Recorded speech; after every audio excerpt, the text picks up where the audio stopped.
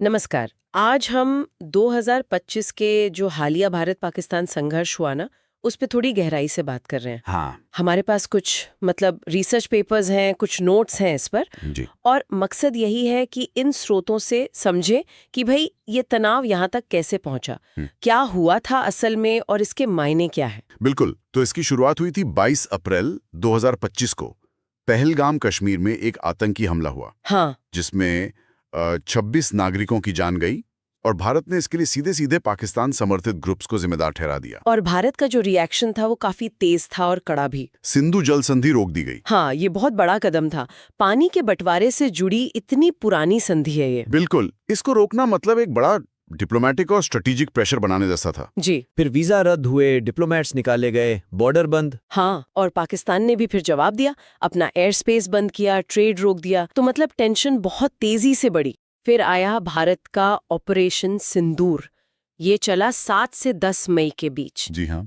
इसमें मिसाइलों और हवाई हमलों से पाकिस्तान और पाक प्रशासित कश्मीर में कुछ 9 आतंकी ठिकानों को निशाना बनाया गया। एक बड़ी मिलिट्री कार्रवाई थी ये। और इस पर पाकिस्तान ने भी जवाबी कार्रवाई की। उन्होंने इसे बुनियान मरसूस जैसे ऑपरेशंस का नाम दिया। अच्छा। इसमें आर्टिलरी फायर, ड्रोन हमले, मिसाइल लॉन्च, ये सब शामिल थे।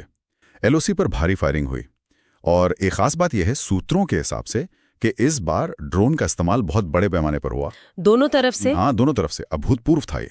इसने जैसे जमीनी लड़ाई के समीकरण ही बदल दिए। और कैजुअलिटीज के जो दावे थे उनमें भी काफी फर्क था। बिल्कुल। भारत ने कहा 100 से ज्यादा आतंकी मारे गए।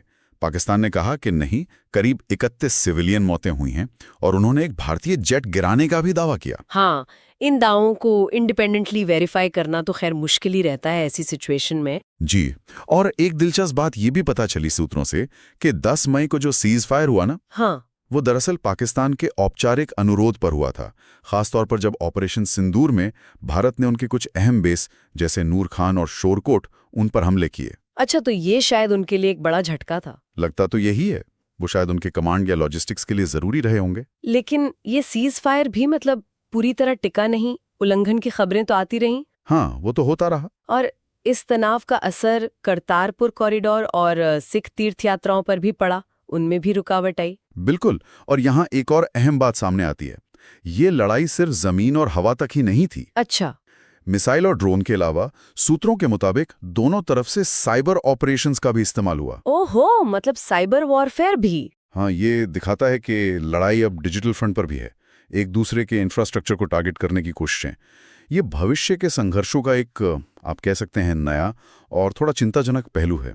तो जानकारी से